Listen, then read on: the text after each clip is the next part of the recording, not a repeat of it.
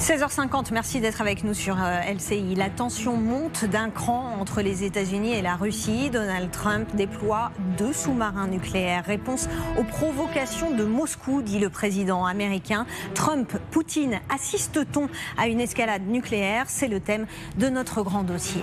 Et j'ai le plaisir d'accueillir mes invités. Nathalie Schrin, merci beaucoup d'être avec nous. Vous êtes française d'origine ukrainienne et membre notamment de l'association des femmes ukrainiennes en France. Elisabeth Shepard-Selam, merci également d'être avec nous. Maître de conférence, directrice du programme politique et relations internationales à l'université de Tours. Ronald Atto est avec nous. Bonjour, professeur de relations internationales à Sciences Po. Et Thomas Ernaud, vous êtes écrivain, vous êtes spécialiste de la défense et des affaires internationales et l'auteur de l'ouvrage Napoléon Bonaparte ou Les Vertus, c'est aux éditions La Cimar. Merci beaucoup d'être avec nous. Donald Trump a donc ordonné hier le déploiement de 2 sous-marins nucléaires. Le président américain considère que Moscou a une attitude provocatrice face à l'ultimatum qu'il a posé à Poutine pour arrêter la guerre en Ukraine, et il monte d'un cran donc pour mettre la pression sur la Russie. Où sont positionnés ces sous-marins nucléaires? Eh bien, il en a dit quelques mots, Donald Trump. Écoutez bien parce que c'est vraiment très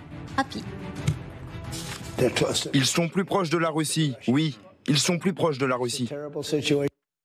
Ronald Atto, oui. D'abord, on va s'intéresser aux raisons de la décision de Donald Trump. À votre avis, qu'est-ce qui l'a énervé? Pourquoi il monte d'un cran? Tout l'a énervé, je le comprends. Je suis le premier à ne pas aimer ce personnage, comme président, comme homme. Mais pour une fois, on en parlait il y a 2 secondes, ici entre nous.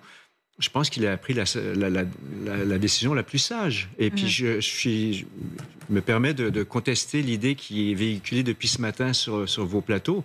C'est pas la théorie du fou. La théorie du fou, c'est plus radical que ça. C'était Nixon en 72.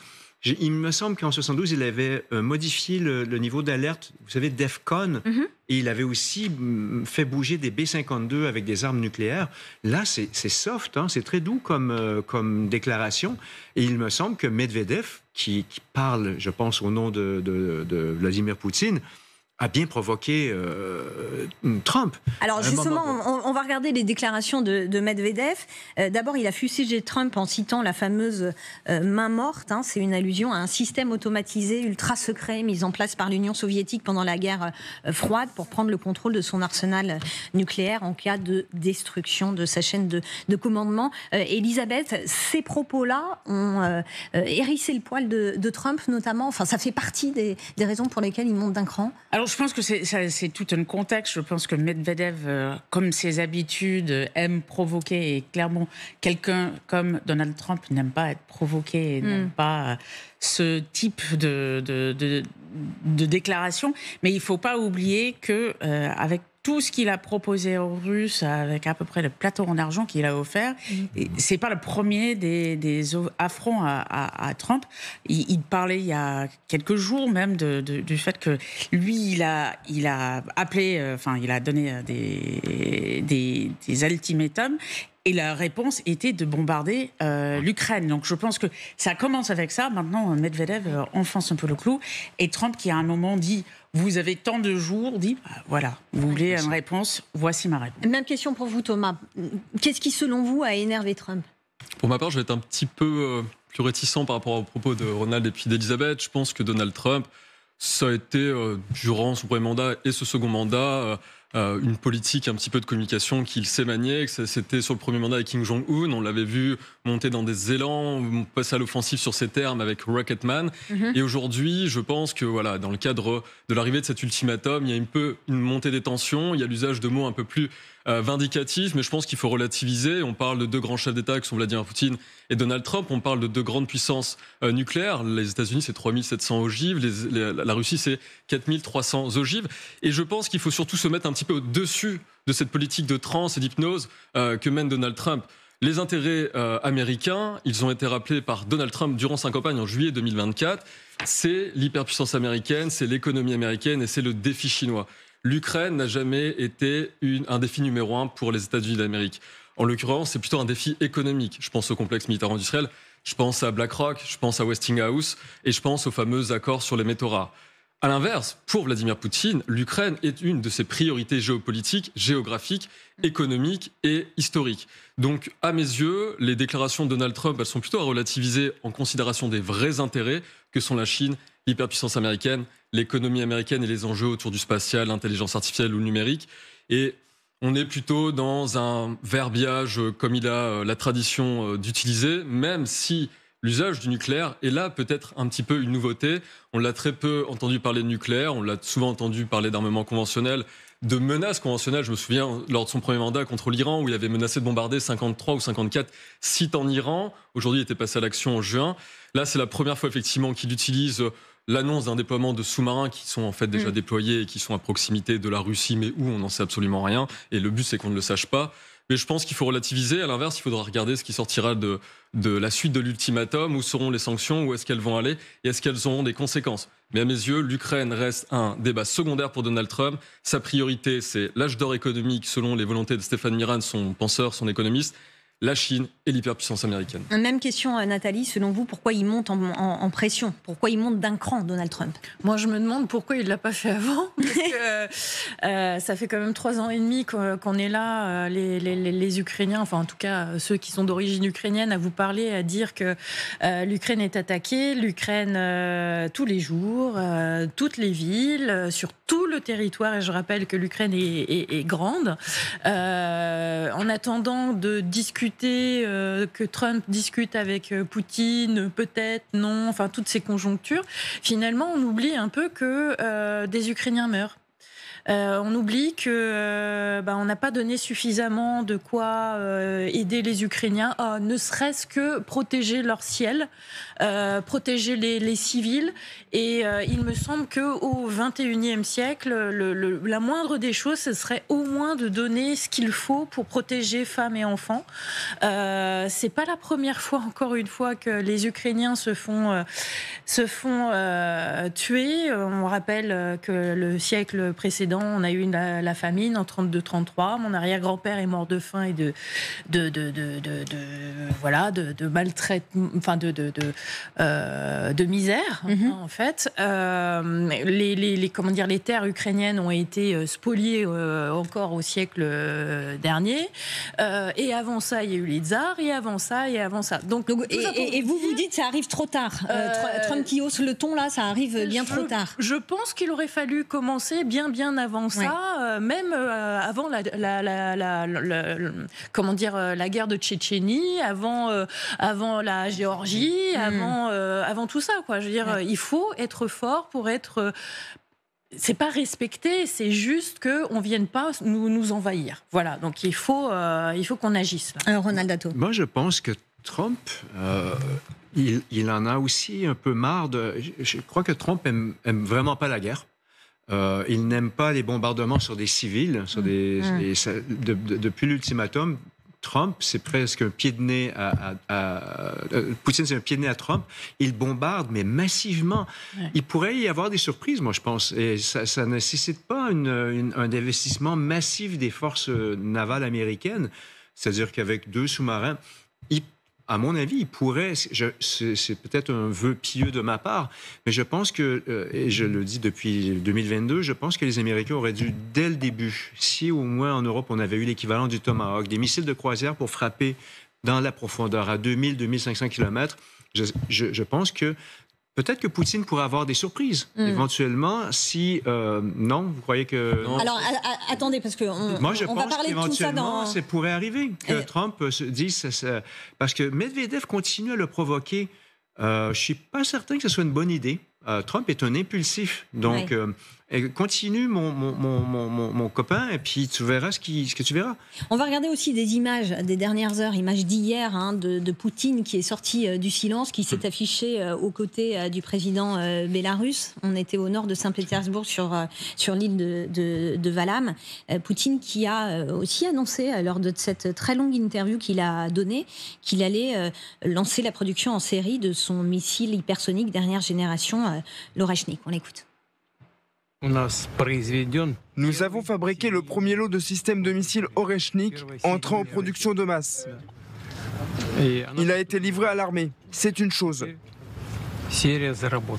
Une autre chose est que nos experts militaires russes et biélorusses ont choisi l'emplacement et les travaux de préparation sont en cours. Nous aurons probablement terminé cette tâche d'ici la fin de l'année. Elisabeth, alors il y a les mots, il y a les images aussi de ce Vladimir Poutine qui s'affiche finalement en bras de chemise au moment même où un ultimatum lui est fixé par Trump. Est-ce que ça aussi, ça a pu énerver le président américain ? Je pense que ce jeu de communication n'est pas nouveau, donc je pense que pas que c'est forcément ça qui énerve le président américain. Il y a d'autres choses qui sont en jeu, y compris au niveau de la politique nationale. Même si, et Thomas a raison, d'une certaine façon, c'est pas la priorité américaine, comme il dit, c'est pas notre guerre. Néanmoins, il avait promis de l'arrêter parce qu'il est vraiment contre la guerre. Et il a quand même de la pression au niveau national. Les bombardements en Ukraine, même chez les républicains, ne font pas bonne figure. Donc, il a quand même besoin, dans un cadre qui fait qu'il a d'autres problèmes avec sa base et aussi dans son administration, d'être sûr de répondre à un certain nombre de demandes. Je ne pense pas qu'il est vexé par quelque chose comme ça. Par contre, je pense, par exemple, que tous les bombardements touchent à la fois sa base et les questions de politique nationale, donc, qui sont importantes pour lui, et a priori lui-même, parce qu'il en parle quand même pas mal, ce qui n'est pas...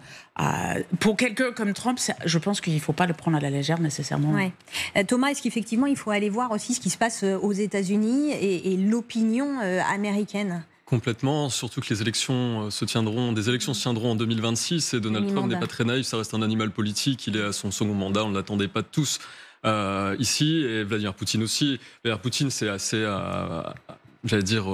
non étonnant, mais on voit dans votre reportage, quand Donald Trump monte des phases d'expression d'énervement, Vladimir Poutine, qui peut parfois être très violent dans ses propos, arrive avec une petite chemisette, plutôt prudent, il tend à relativiser, on sent le prince un peu de Machiavel. On disait tout à l'heure, il se positionne la force tranquille. Voilà, exactement. Voilà. C'est pas François Mitterrand, mais c'est un peu ça. Oui, pas tout à fait François Mitterrand. Mais on le voit, il manie très bien la diplomatie, il est là depuis 1999, il voit très bien que quand un président américain tente à s'énerver, que ce soit par ses médias, le média Trust, ou alors dans ses grandes déclarations, qu'on je retrouvais un petit peu beaucoup plus calme aujourd'hui, Donald Trump. Vladimir Poutine, qui est parfois tantôt audacieux, parfois prudent, relativise un petit peu et parle même de l'émotion, qu'il ne faut pas trop tomber dans l'émotion, que les négociations vont bien se passer, qu'on va arriver à un cessez-le-feu peut-être dans les années à venir. Bref, il est comme ce prince de Machiavel, tantôt prudent, tantôt audacieux, et il sait très bien saisir les circonstances. Et la force d'ailleurs de Vladimir Poutine, c'est de jouer des circonstances. Peu importe ce qui se passe, parfois il faut être violent, parfois on devient un petit peu plus sur la retenue pour se faire passer pour le bon prince, le bon tsar. Ronald Datto. Mais Trump aussi a été très calme. Des 2 sous-marins, mais c'est juste au cas où Medvedev, qui a quand même menacé que ça pourrait une escalade, une guerre entre les deux pays. Donc Trump, lui, prend juste acte. Il reste raisonnable. Raisonnable. 2 sous-marins, c'est pour protéger la population américaine. Il n'a pas fait de menaces ou quoi que ce soit. Je trouve que là aussi, lui aussi, il reste calme. Il ne s'est pas emporté ou quoi que ce soit. Nathalie Schrin, vous êtes d'accord avec ça ?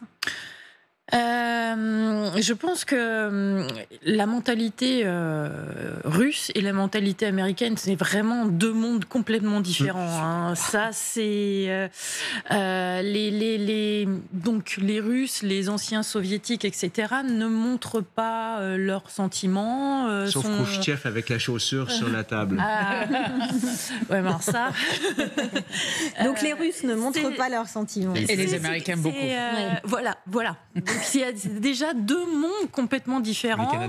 Et c'est mal. Je pense que c'est assez mal vu de montrer un énervement chez les Russes et de perdre son contrôle. D'accord, donc il y a une part aussi culturelle. Je pense qu'il y a une part culturelle dont vraiment on néglige souvent, que la mentalité, encore une fois, soviétique, russe, parce qu'il est encore dans ce monde-là, et les Américains, mais ça n'a rien à voir, comme d'ailleurs les Russes et les Européens, ça n'a rien à voir. Il ne faut pas que il ne faut pas que regarder Vladimir et projeter, voilà, exactement, ces valeurs, ses convictions, ses sentiments, etc. sur les Russes parce qu'ils ne réagissent pas comme nous. Très intéressant ce point-là qu'on n'a pas beaucoup évoqué d'ailleurs depuis 15 heures, Elisabeth. Et n'oubliez pas, moi je crois que c'est la semaine dernière où ils ont accusé justement Trump d'être trop émotif et trop impulsif. Pour les Russes, c'est vécu presque comme surtout pour les hommes, j'imagine, un non-sens, les hommes slaves, et pour les Américains, ayant grandi aux États-Unis, c'est totalement l'opposé. Et ils sont plus dans l'émotion. Enfin, les gens d'Amérique du Nord ne sont pas dans se limiter. Les sourires, les émotions, ça se vit. Donc, je pense qu'il y a vraiment, effectivement, une différence. Deux mondes. Oui. Thomas. Au-delà des consciences collectives, je pense qu'il y a quelque chose qu'il faut quand même qu'on remarque. C'est que, vous savez, dans les âges nucléaires, il y a eu différents âges. Il y a eu ce qu'on appelle les âges d'arrivée des armes nucléaires, les âges de prolifération, et un âge où on était plutôt dans ce qu'on appelait arms control, c'est-à-dire qu'on mettait en place des traités, traités de non-prolifération, traités de contrôle des armements, etc., pour limiter justement le développement des armements, la prolifération nucléaire. Depuis 2022, mais encore un tout petit peu avant, on voit quand même qu'on est rentré dans un nouvel âge où il y a toujours soit la suppression des traités, soit la suspension, soit un retrait. Que ce soit sur le réarmement, que ce soit le traité à ciel ouvert qui a été suspendu par Donald Trump en 2019, que ce soit en 2022 où Vladimir Poutine, très bien relayé par Simonian, la journaliste, avait expliqué qu'ils allaient reprendre les essais nucléaires. On est rentré dans un nouvel âge où l'enjeu nucléaire est clairement revenu sur le devant de la scène. Ça se voit par les programmes. La Chine, qui est en train de développer un énorme programme autour du nucléaire pour atteindre environ 1000 têtes, on estime, à l'aune de l'année 2030, que ce soit les États-Unis d'Amérique, la fameuse B-6112 qui a été déployée au Royaume-Uni, mais aussi la France, dans le cadre de sa loi de programmation militaire 2024-2030, qui est en train d'investir assez lourdement dans le domaine nucléaire. Donc l'enjeu nucléaire est quand même revenu sur le devant de la scène. Et je veux juste relativiser un petit point. Donald Trump évoque 2 sous-marins. Je rappelle que quand il y a eu le déclenchement de la guerre le 24 février 2022, la France avait elle aussi déployé 3 sous-marins nucléaires lanceurs d'engins. Sur 4. Sur 4, ce qui était plus qu'un signe pour la France. Donc, je pense qu'il y a quand même une grande phase de communication qu'il faudra relativiser. Et on va le voir un petit peu sur le temps. On sait que les hommes font l'histoire. On verra ce qui en sortira. J'attends un petit peu plus, moi, de l'ultimatum et des déclarations du président américain sur ce sujet-là. Dans les dernières déclarations dans les médias de Donald Trump, il y a cette interview à Newsmax où le président américain regrette que que Poutine ne soit pas plus coopératif. On l'écoute. C'est évidemment un dur à cuire, donc ça n'a pas changé. Mais je suis surpris. On a eu de nombreuses conversations intéressantes où on aurait pu mettre un terme à tout ça. Et soudain, les bombes ont commencé à pleuvoir. Bon, à peu près tout le monde a souri. Ronald Dato, vous n'étiez pas le dernier. Oui, en même temps, c'est un dur à cuire, oui. C'est évident. Je pense que le pauvre Trump ne s'amuse pas avec Poutine. Il croyait il y a du fil à retordre, comme on dit. L'art du deal, tout ça. Poutine, c'est un borné, c'est un genre de maniaque. Il est obsédé. Et moi, je pense que si on le laisse gagner en Ukraine, il va continuer. Son but, c'était de faire reculer les frontières de l'OTAN à ce qu'elles étaient avant 1997, lorsqu'il a lancé l'invasion totale de l'Ukraine. Donc, Trump, il a trouvé chaussure à son pied, je pense. C'est votre inquiétude aussi, Nathalie Schrin ? Oui, encore une fois, ça fait 3 ans qu'on le dit, les Russes iront jusqu'au bout, même s'ils ont tort. C'est dans leur psyché, c'est dans leur culture. Ils ont tort, mais ils ont raison. Voilà, c'est ça, c'est que... Peu importe le coût aussi, c'est ça qui est... Peu importe le coût, ils n'ont pas le même rapport, je pense, à la vie humaine, tout simplement, parce qu'ils ont tellement été asservis, encore une fois, et ça, depuis des siècles, ça reste quand même dans l'ADN pratiquement des gens. Ils sont incapables de ne serait-ce que critiquer, etc. Donc le chef a dit oui, la chef a dit on fait la guerre, donc on suit ce que le chef a dit. C'est exactement les lois mongoles comme elles avaient été écrites par Gengis Khan. C'est du césaropapisme. D'ailleurs, vous avez le tsar, César, tsar ça vient de César, et vous avez vu la religion orthodoxe qui baignait des sous-marins là. Il ne croit pas en Dieu plus que moi, le catholique que je suis, qui C'est un hypocrite, c'est un KGBiste.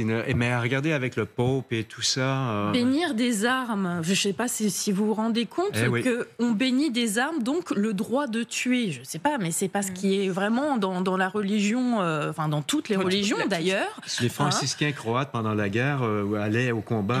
On comprend qu'on puisse bénir ces soldats parce qu'on bénit la personne, mais bénir des armes pour donner un blanc-seing pour tuer, c'est non, mais moi je trouve c'est extrêmement choquant quand on est croyant, on est croyant, quand on croit à la résurrection, au paradis, à tout ce que vous voulez. Même normalement un prêtre doit donner les derniers sacrements à son ennemi. C'est comme ça la religion, c'est aimer quand même son prochain, etc. Mais là, bénir des armes, c'est vraiment.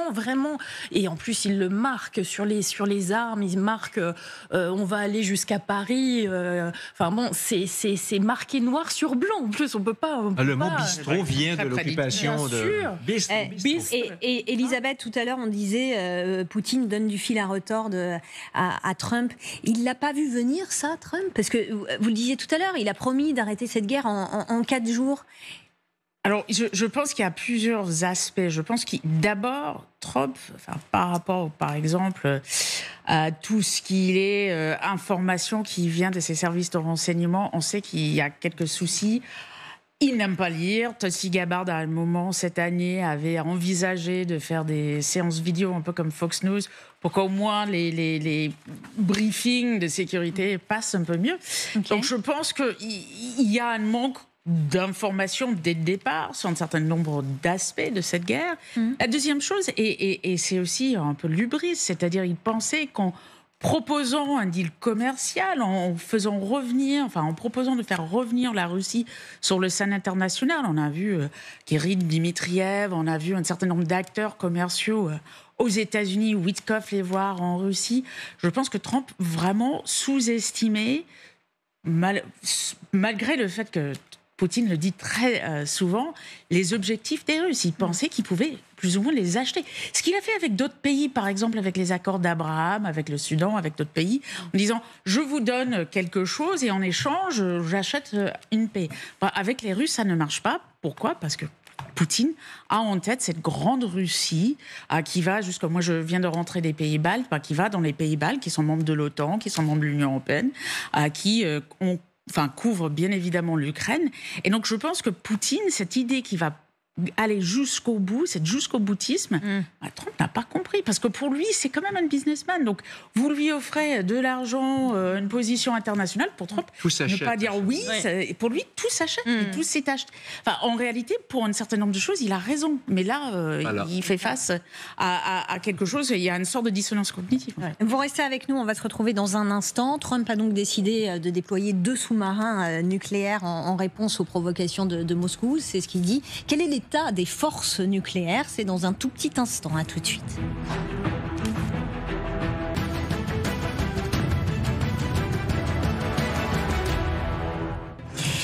Alors que Donald Trump a décidé de déployer 2 sous-marins nucléaires en réponse aux provocations de Moscou, on s'intéresse maintenant à l'état des forces nucléaires dans le monde et on va commencer par les sous-marins nucléaires, des armes de guerre et des moyens de dissuasion redoutables, ce qu'on appelle les sous-marins nucléaires lanceurs d'engins, les SNLE.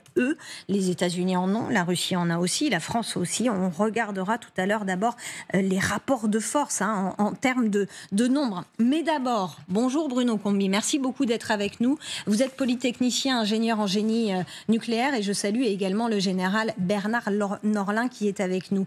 Bruno Combi, pour qu'on comprenne bien, ces 2 sous-marins nucléaires que Trump a dit déployer, de quel type de sous-marins s'agit-il? Est-ce que ce sont les fameux SNLE ou est-ce que ce sont des sous-marins d'attaque? Oui, bonjour Cécile. Alors, Trump n'a pas précisé de quel type de sous-marin il s'agissait, donc ça peut être des SNLE ou des sous-marins nucléaires d'attaque. Il est probable que ce sont plutôt des SNLE, puisque 2 sous-marins, c'est le nombre que les Américains ont au minimum en permanence à la mer. Donc, ils ne sont pas partis de leur base américaine. En fait, ils étaient déjà pas très loin probablement dans l'océan soit Atlantique, soit Pacifique, en train de patrouiller. Et le président Trump leur a simplement ordonné de se rapprocher d'une zone de tir plus proche de la Russie. Donc, voilà, ce sont les sous-marins qui les a modifiés. Ils ont modifié leur zone de patrouille simplement, mais ils sont en permanence en mer, prêts à répondre. C'est le principe de base de la dissuasion nucléaire. L'Amérique, comme d'ailleurs la Russie ou la France, doit être en mesure à tout moment de déclencher le feu nucléaire et la réponse avec les sous-marins qui sont prêts à tout instant. Simplement, ils ne sont pas forcément sur zone. Ils peuvent être à un endroit A ou B ou C, et donc là, il leur a ordonné de se rapprocher. Général, quelles sont les missions au quotidien de ces sous-marins nucléaires et de leurs équipages ? Écoutez, ceux qui sont à la mer qui sont déployés, c'est tout simplement, s'agissant des SNLE en tout cas, c'est d'être tapis au fond de l'océan, dans un endroit secret, bien entendu, à portée de l'adversaire éventuel.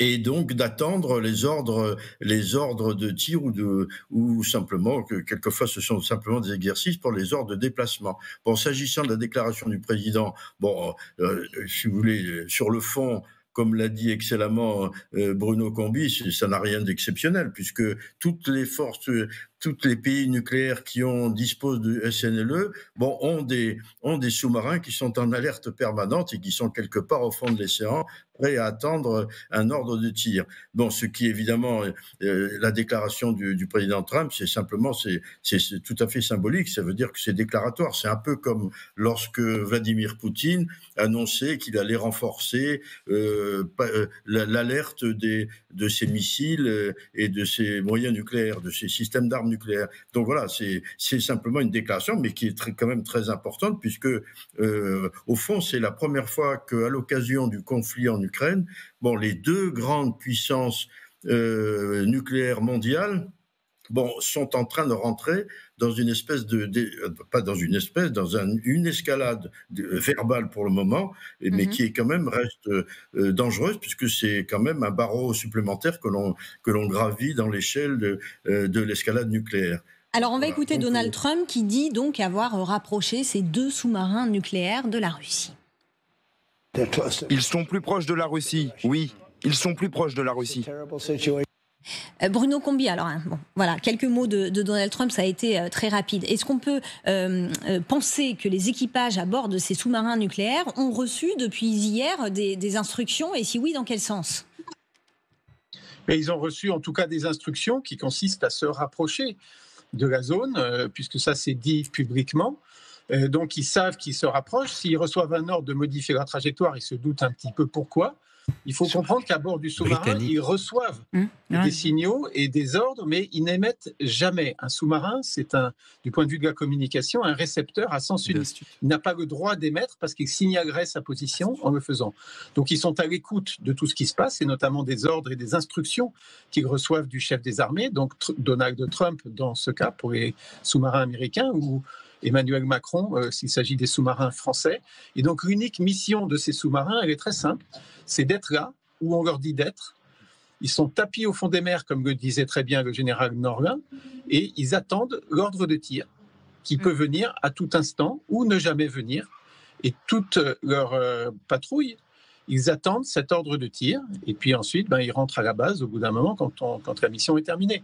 Et un autre sous-marin prend le relais pour assurer ce qu'on appelle la permanence de la dissuasion nucléaire, c'est-à-dire qu'à chaque instant, il doit y avoir des sous-marins à la mer pour garantir la sécurité des Américains ou des Français ou des Russes. Et Donald Trump a dit, il n'a pas gardé sa décision secrète, il a dit qu'il déployait ces deux sous-marins nucléaires. Ronald Datto, ça fait partie de la dissuasion, évidemment. Je pense que oui. Je voulais juste souligner un détail qui date d'avant l'invasion totale de l'Ukraine par la Russie. En 2020, la US Navy a décidé de modifier certains de ses missiles Trident D5. C'est un message directement envoyé à la Russie qui brandissait de façon un peu trop évidente le recours possible à l'arme nucléaire tactique ou à l'arme nucléaire de théâtre. Les Américains ont ils ont positionné des têtes W76/2 sur des missiles Trident. Vous savez, il y a plusieurs têtes sur un missile qui sont des petites, pardonnez-moi, mais sont des têtes beaucoup moins puissantes que les têtes W76-1, qui font 340 ou 350 kilotonnes. Les W76-2 font entre 5 et 8 kilotonnes, ce qui est relativement peu puissant. Hiroshima, c'était 15 kilotonnes. Donc, déjà à l'époque, je pense que les Américains avaient l'idée de... C'est la dissuasion. C'est-à-dire, vous nous menacez avec vos armes tactiques, on est aussi capable de vous, éventuellement, de vous frapper avec des armes nucléaires tactiques. Et le discours de M. Trump, je le trouve très modéré. Oui, c'est ce que on vous n'arrête nous pas de disiez nous montrer tout à un l'heure, sous-marin britannique, d'ailleurs. Très raisonnable. Elisabeth, les SNLE, pour rebondir sur ce qui est inscrit à l'écran, c'est l'un des fers de lance de la dissuasion? Alors oui, notamment les Américains ont vraiment le triade, c'est-à-dire air, sol et donc les SNLE. Les Britanniques jusqu'à... Un sol, juste les sous-marins. Juste les sous-marins. Alors, qui est en train de... Jusqu'à maintenant, parce qu'on a parlé de cette semaine des petits changements... aéronaval aussi, F-35. Et puis, en termes de nucléaire, maintenant, il y a l'aéronaval. Mais il y a différentes composants, et ça fait partie de ces composants. Ça fait partie aux États-Unis... Comme disait M. Combi, de toute façon, il circule assez régulièrement. Donc, c'est aussi une des façon le plus facile de faire du signalement vis-à-vis des Russes sans non plus... je veux dire, des avions pourraient certainement être un peu plus, je veux dire, agressifs que simplement... envoyer ça. Je rajoute que il y a eu beaucoup de discussions sur le fait que c'est annoncé. Quand les Français ont fait de même avec les trois, c'est apparu dans le journal local à Brest, en fait. Donc, même si c'est un peu moins splashy, moins évident que Trump, qui aime beaucoup déclarer à la télé, c'est des choses qui arrivent quand on veut envoyer le message et dissuader l'ennemi. Thomas. Les sous-marins nucléaires lanceurs d'engins, les SNLE, donc en l'occurrence c'est ça, Donald Trump l'a pas précisé, mais on parle bien de sous-marins nucléaires lanceurs d'engins, puisqu'il répondait à Medvedev qu'il le titillait sur le nucléaire et un ultimatum. Ils assurent ce qu'on appelle la posture permanente, c'est-à-dire qu'ils sont déployés pour, en cas de cas extrêmes et de remise en cause des intérêts vitaux, français pour la France si c'était pour nous, et là américain, pouvoir intervenir sous ordre du chef d'État. En l'occurrence, n'a été traité n'a été remis en cause ni les intérêts vitaux américains, ni, comme ils le mènent dans leurs documents, dans leur doctrine, une remise en cause de leur sécurité nationale, ni celle de leurs partenaires. Je pense là à l'Alliance Atlantique, ni celle des États-Unis. Donc, les deux sous-marins dont parle Donald Trump, je reste vraiment persuadé, et c'est ce qui était aujourd'hui dans la presse américaine, que c'était plus sous une forme de langage et de répondre à Medvedev dans un jeu comme ils aiment bien le faire, et que ce sera rapidement oublié, si ce n'est que ça nous permet de traiter du nucléaire et de pouvoir en parler et de connaître aussi la doctrine américaine dans ce cadre-là. Et d'en apprendre davantage. Alors d'ailleurs, on va regarder quelques chiffres ensemble. Les États-Unis en ont 14, la Russie en a 14 également, la Chine en a 6, la France et le Royaume-Uni en ont 4. Bruno, on voit que les États-Unis et la Russie en ont 14. Est-ce que ça veut dire pour autant que la puissance nucléaire est égale des deux côtés ?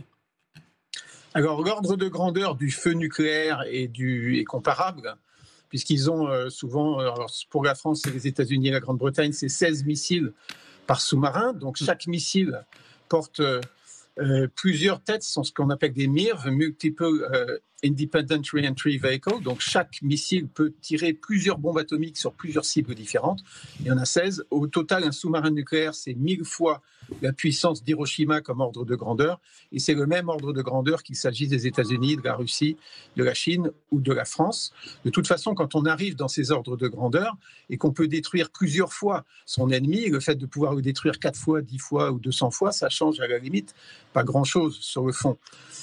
Simplement, les forces françaises et américaines sont bien entretenues en très bon état et on a un certain nombre d'interrogations sur l'état des 14 sous-marins russes, et pareil pour leurs sous-marins nucléaires d'attaque, on n'est pas certain qu'ils fonctionnent tous aussi bien que ce que plastronne parfois le président Poutine. Alors, on va regarder des images qui sont assez récentes parce qu'elles datent de la semaine dernière. Poutine a inauguré un nouveau sous-marin à propulsion nucléaire, nouvelle génération, équipé de 96 ogives nucléaires, qui est très maniable. Général, que représente ce sous-marin-là pour Poutine, pour la Russie ?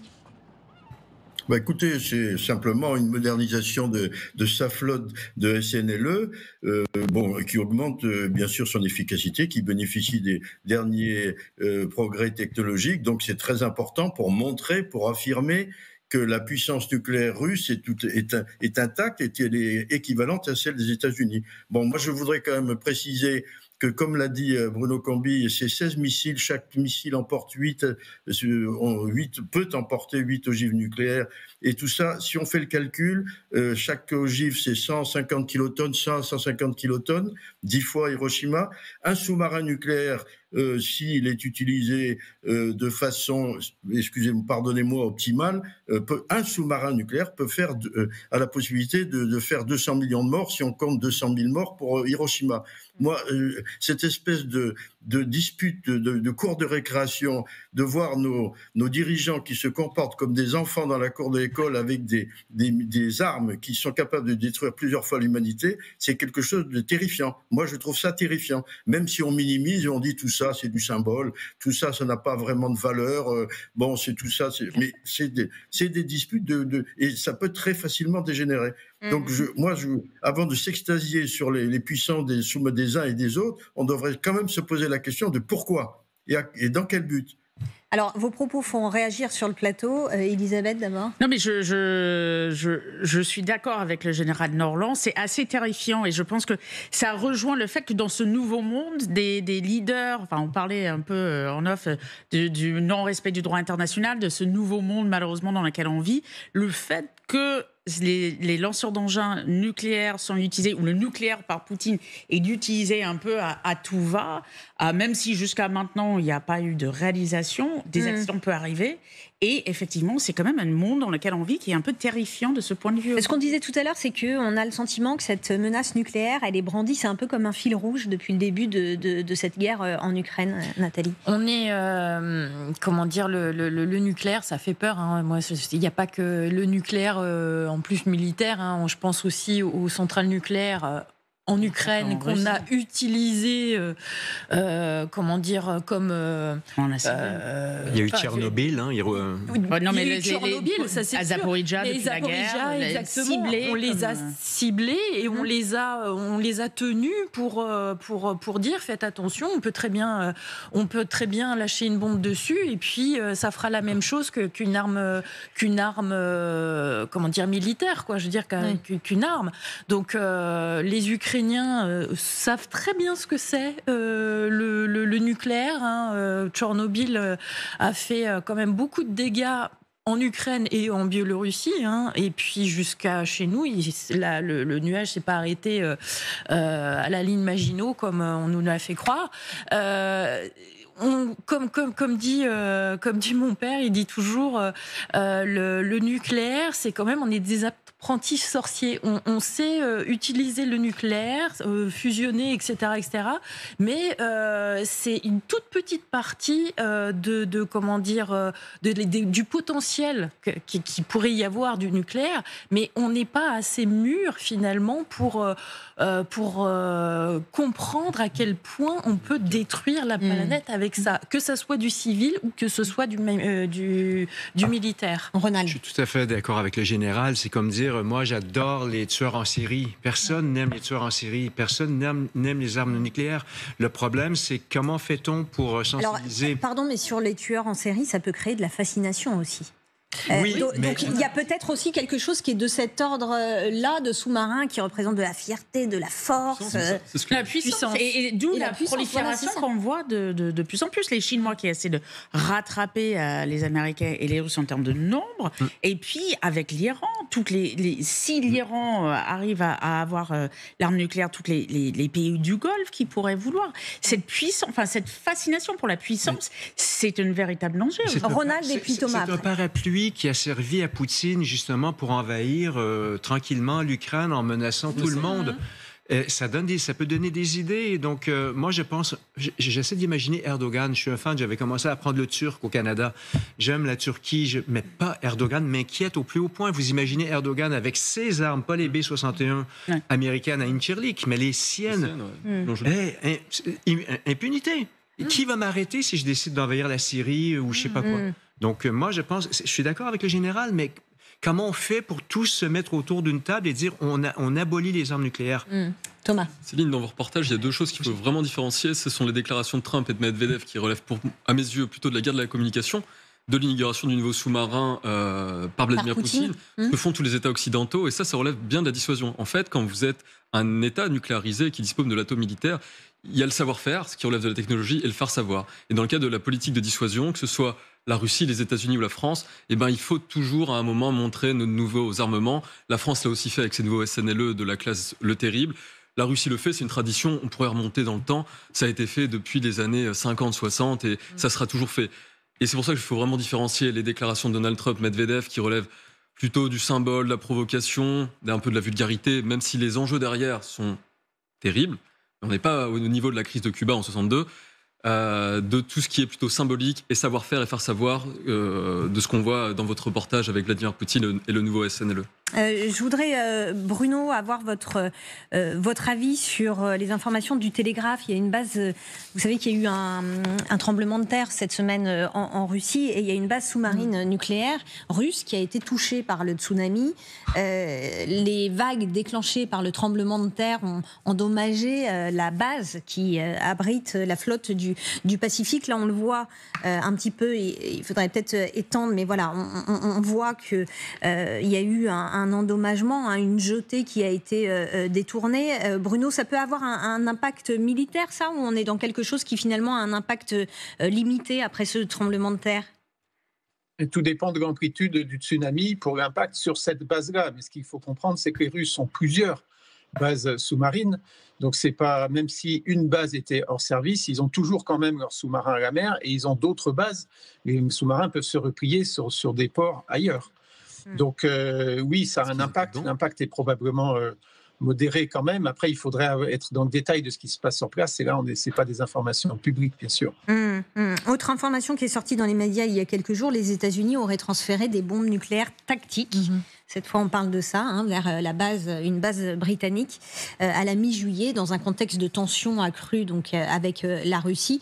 C'est la première fois depuis plus de 15 ans que Washington aurait replacé des armes nucléaires sur le sol britannique.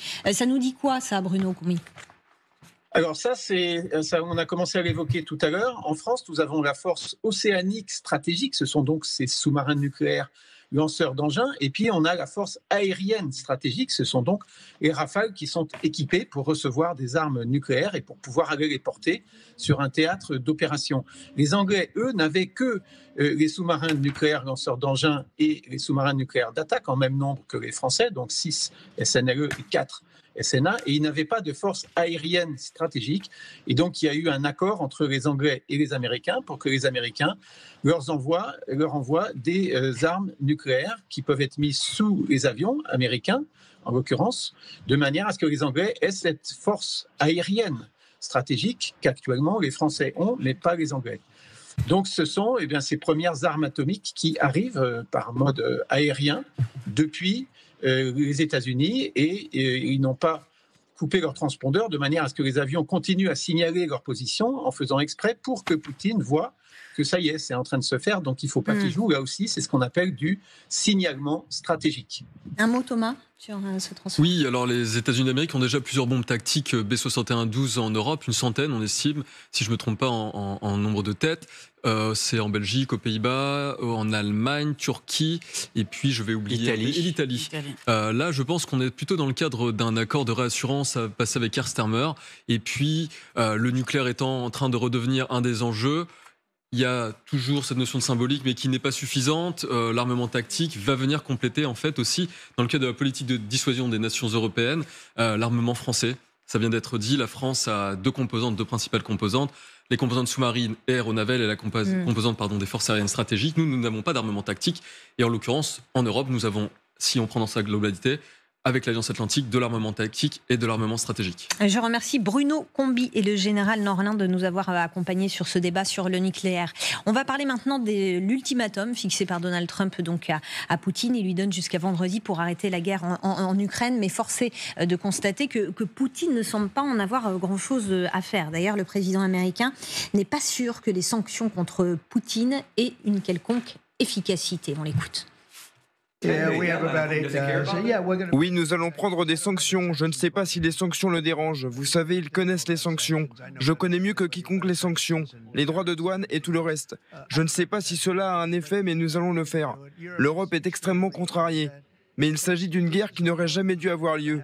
C'est une guerre qui n'aurait pas eu lieu si j'étais président. Et c'est la guerre de Biden. C'était une guerre stupide. Nous n'aurions jamais dû nous engager dans cette guerre. Très bien. Thomas, dans un instant, on va parler de l'efficacité de ces sanctions, mais j'aimerais d'abord que vous nous expliquiez de quoi il s'agit, en fait, et quelle est l'idée de Trump avec ces sanctions qu'on appelle des sanctions secondaires. Il y a eu beaucoup de sanctions qui ont été mises en place depuis 2022, suspension du système SWIFT, du G8, le blocage des dispositifs aériens, il y avait la suspension de Sputnik et Russia Today, et là, il parle principalement, si je ne me trompe, de droits de douane. Peut-être va-t-il aller plus loin, on évoque souvent... Pour les pays qui achètent du pétrole russe. Exactement, des matières fossiles. On sait que l'économie russe, elle est principalement non pas fondée sur les métaux rares, mais sur les matières fossiles, gaz, pétrole. Il a beaucoup évoqué à travers ses discours des droits de douane sur le pétrole, notamment, vous en avez parlé sur LCI avec les enjeux autour de l'Inde, qui est l'un des pays qui permet aussi de faire du transfert de pétrole vers aussi les nations européennes. Le fameux étranger proche, les fameuses 15 nations qui sont proches de la Russie aussi servent à cette médiation. Mais j'avoue que je vois mal quels vont être les impacts, si ce n'est s'il allait un petit peu plus loin, c'est-à-dire que la flotte fantôme, sanctions économiques. Vous savez, la Russie avait attaqué les États-Unis à travers un logiciel Snake dans le cadre de la cyber. Est-ce que Donald Trump peut aller plus loin dans une attaque cyber déguisée? Bien sûr, il ne faut jamais que ça soit référencé comme venant des États-Unis. Est-ce qu'il peut aller remettre en cause des intérêts russes dans d'autres pays? Je pense à la Syrie, les fameuses bases de Mdin et de Tartus. Il y a l'Africa Corps, Wagner, qui est au Sahel. Voilà, il y a plein quand même de dispositions où on peut agir. Politique d'influence, politique de déstabilisation. Où est-ce qu'il va aller? Je n'en sais rien. Par contre, je tiens à relativiser quand même tout ça. C'est aussi passé sur LCI. Il y a eu encore un accord qui a été passé sur le spatial entre les Russes et les États-Unis. Et les Américains, ce qui illustre bien que la priorité n'est pas l'Ukraine pour les États-Unis d'Amérique, ce sont les intérêts américains, l'âge d'or et la géopolitique américaine, Groenland, Panama, Canada, etc. Et le défi chinois, bien sûr. Alors, sur les sanctions, on va écouter à présent le représentant permanent des États-Unis à l'OTAN. Le président Trump comprend manifestement mieux que quiconque comment utiliser son influence. Je pense qu'en annonçant le 8 août, sans cessez-le-feu, qu'il va mettre en place ce que j'appellerais des droits de douane, des sanctions dévastatrices à l'encontre de la Russie. Car comment financent-ils cette guerre? Comment peuvent-ils payer une nouvelle recrue? Un soldat de leur armée qui va très probablement partir au front et mourir après 2 semaines d'entraînement limité. Ils doivent leur verser l'équivalent de $100 000 américains pour aller à la guerre. En fin de compte, Poutine a besoin de vendre son pétrole. Il le vend à la Chine, il le vend à l'Inde, il le vend au Brésil. Et ces pays vont désormais subir des conséquences assez importantes pour avoir fait des affaires avec la Russie. La Russie n'aura plus d'amis, elle n'aura plus de partenaires commerciaux et sa capacité à financer cette guerre prendra fin. Voilà, alors ce représentant cite l'Inde. Eh bien, l'Inde a annoncé aujourd'hui qu'elle continuera à acheter du pétrole russe malgré la pression de Trump. Donc voilà, première réaction. Ce qu'il faut bien expliquer, et Elisabeth, c'est que ces sanctions qui sont prises contre la Russie, en fait, elles sont détournées. Est-ce que vous pouvez nous expliquer comment ces sanctions sont détournées? Oui, effectivement, notamment, tout le monde ici a parlé de flotte fantôme, c'est-à-dire des bateaux qui acheminent le pétrole russe de manière plus ou moins, parce que c'est un secret de polichinelle, tout le monde le sait, mais et donc techniquement, ça contourne les sanctions pour des pays comme la Chine, comme la Russie, comme d'autres, il y a un certain nombre, qui donc continuent de acheter le pétrole russe, donc de financer en somme la guerre. Mais c'est pas que le pétrole russe, bien évidemment, on en parlait même de biens, notamment des machines à laver, je crois, français et allemands, qui étaient importés par le Kazakhstan de mémoire et qui partaient là-bas, et où des pièces détachées dans ces électroménagers étaient utilisés par les Russes pour des drones et pour d'autres engins. Donc il y a maintes façons que la Russie arrive à contourner les sanctions. Ça ne veut pas dire que ça marche pas du tout, mais ça veut dire que ça ne va pas arrêter la Russie dans cette guerre contre l'Ukraine. L'inconvénient, je pense, pour les États-Unis, c'est de se mettre à dos un pays comme l'Inde qui est très, très stratégique face à la Chine Et là, les Indiens sont fâchés, je pense, parce que les Américains ont promis il y a des pénalités, en plus des taux l'augmentation des taux des tarifs. Et là, je pense que ça peut être une erreur stratégique de la part des États-Unis de se mettre à dos aussi le Brésil. Le Brésil qui est géographiquement proche des États-Unis. Je pense que c'est pas une très bonne idée. Et juste, n'oubliez pas que si la loi qui est aujourd'hui au Sénat est votée, c'est pas simplement les tarifs douaniers, c'est 100% C'était 500% de tarifs secondaires. Donc, notamment pour les Indiens et pour les Chinois, ça peut aller encore plus loin. Et effectivement, il y a un risque, notamment parce que les Indiens, bien évidemment. Et même la Turquie, je pense, était. La Turquie, il y a beaucoup d'alliés, ou en tout cas de pays plutôt amis des États-Unis qui peuvent être affectés. Et ça peut être un problème même dans l'achat d'armements et d'autres. Il va punir le Canada parce que le Canada veut. Oui. Alors, il cherche à punir le Canada. Pour revenir sur les sanctions qui sont détournées, Nathalie, en tant qu'Ukrainienne, quel regard vous portez sur ces sanctions qui sont prises et qui derrière sont détournées et qui du coup en fait ont un effet limité? Alors là, je vais parler en tant que Française parce que j'ai travaillé dans le pétrole et le gaz. Enfin, je travaille dans le pétrole et le gaz. Et j'ai travaillé pour une entreprise dont je tairai le nom qui détournait justement les sanctions pour aller construire des usines de pétrole et de gaz, d'extraction de pétrole et de gaz en Russie. Et tout le monde savait dans l'entreprise que tout le matériel allait dans un autre pays qui n'avait pas de sanctions avec la Russie. Ouais. Donc, et comment vous le vivez ça? Comment vous l'avez vécu? J'ai quitté l'entreprise. Voilà, parce que je me suis dit non, je peux pas admettre qu'on continue. Non, ça c'était pas possible. Donc oui, non, il y a à mon avis beaucoup d'entreprises, même ici, qui doivent jouer le jeu. Enfin, détourner les sanctions, c'est tellement facile. Voilà, il faudrait se mettre dans l'esprit que là, c'est plus une question d'argent, c'est une question de survie, pas que pour l'Ukraine, mais aussi pour l'Europe. Donc, ce qu'on est en train de faire, avoir des valeurs, etc., ça a l'air complètement surfait. On s'en fiche, on va faire du business, etc. Mais en fait, tout ce qu'on fait tous les jours, si on détourne les sanctions, si on achète chinois, si on fait ci, si on fait ça, ça a une conséquence. Et il faut être un petit peu plus adulte, je dirais, dans nos principes.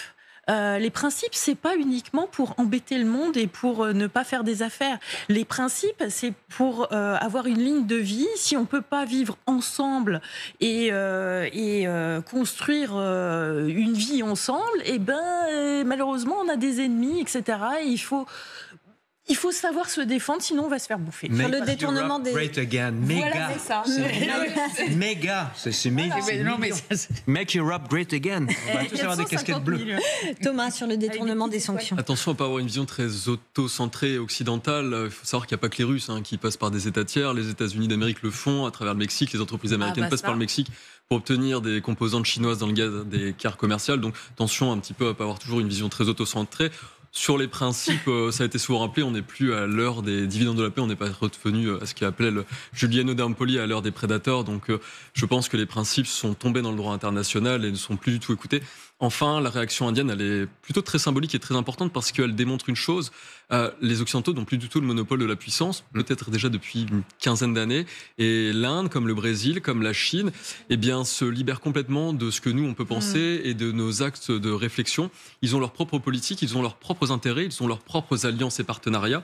Et là, Narendra Modi, en ne suivant pas finalement les avis de Donald Trump, en tant que pays souverain et autonome, illustre un petit peu l'absence de monopole de la puissance pour les Occidentaux.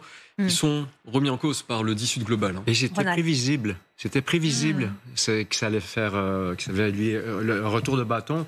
Les Américains s'entêtent quand même à essayer de punir l'Inde. Moi, je trouve que c'est une erreur stratégique.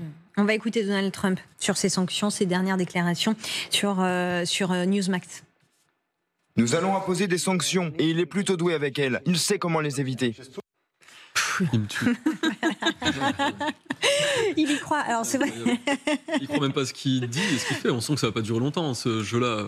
Alors concrètement, qu'est-ce qui peut se passer, Elisabeth, vendredi. Vendredi, c'est la fin de l'ultimatum. Il se passe quoi?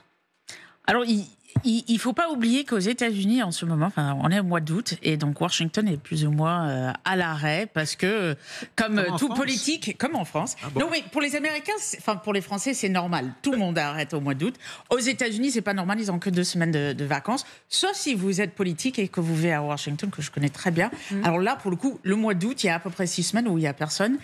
Ce qu'il peut faire, effectivement, même sans qu'il y a le Congrès, c'est éventuellement utiliser, comme on l'a vu souvent, et on le voit là, signer des ordres exécutifs que le Congrès, pour le coup, pourrait valider plus tard. Je pense que c'est déjà dans la loi que Lindsey Graham et à peu près 82 ou 83 sénateurs soutient actuellement. Il y a même des mécanismes où le président pourrait lui-même imposer des sanctions. Le problème avec Trump, c'est que, alors, notamment dans le cas de l'Ukraine, à la différence de ses positions au Moyen-Orient, à chaque fois qu'il a donné un deadline, il a dit, encore 2 semaines et encore 2 semaines par là. Et donc, on a du mal à le croire quand il dit, dans 2 semaines, je vais prendre une décision et faire quelque chose. Il a les moyens, s'il le veut. Il est président des États-Unis. Il a le Sénat plutôt de son côté. Le chambre basse fera ce qu'il lui demande de faire, plus ou moins, les républicains.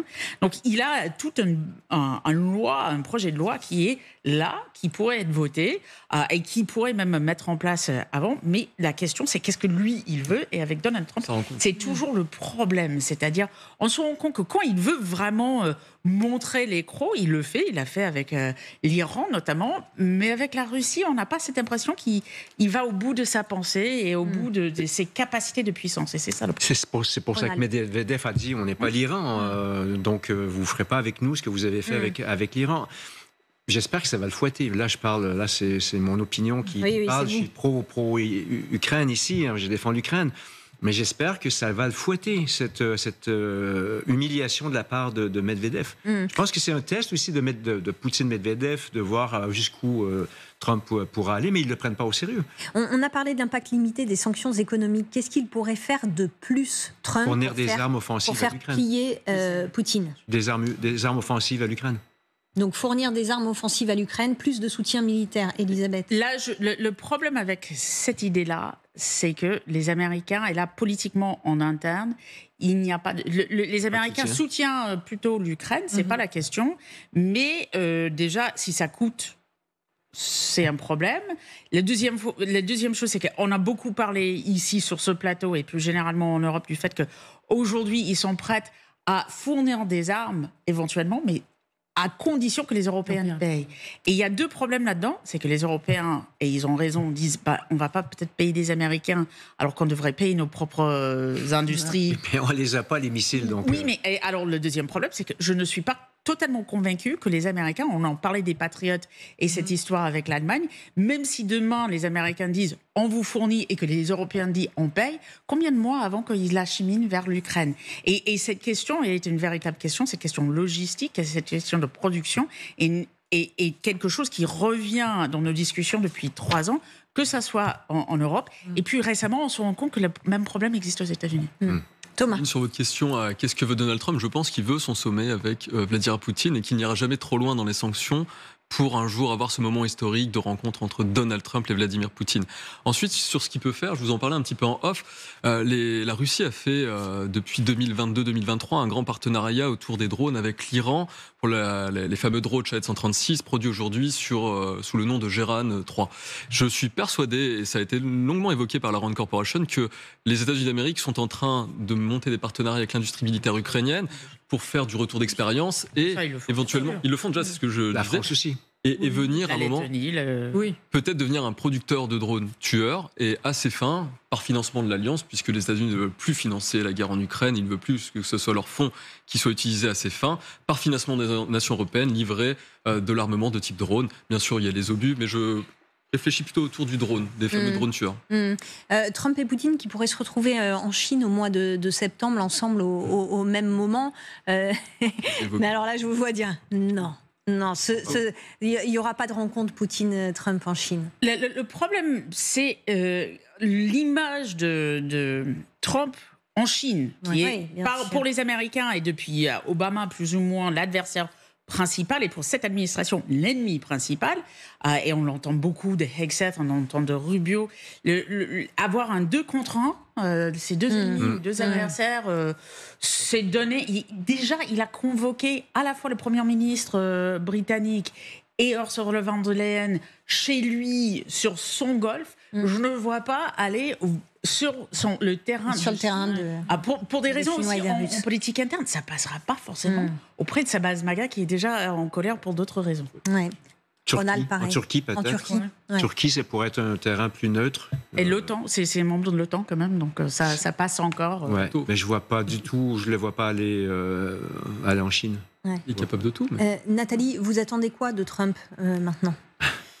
Malheureusement, comme disent les cousins, on attend, mais on n'attend pas grand-chose. En fait.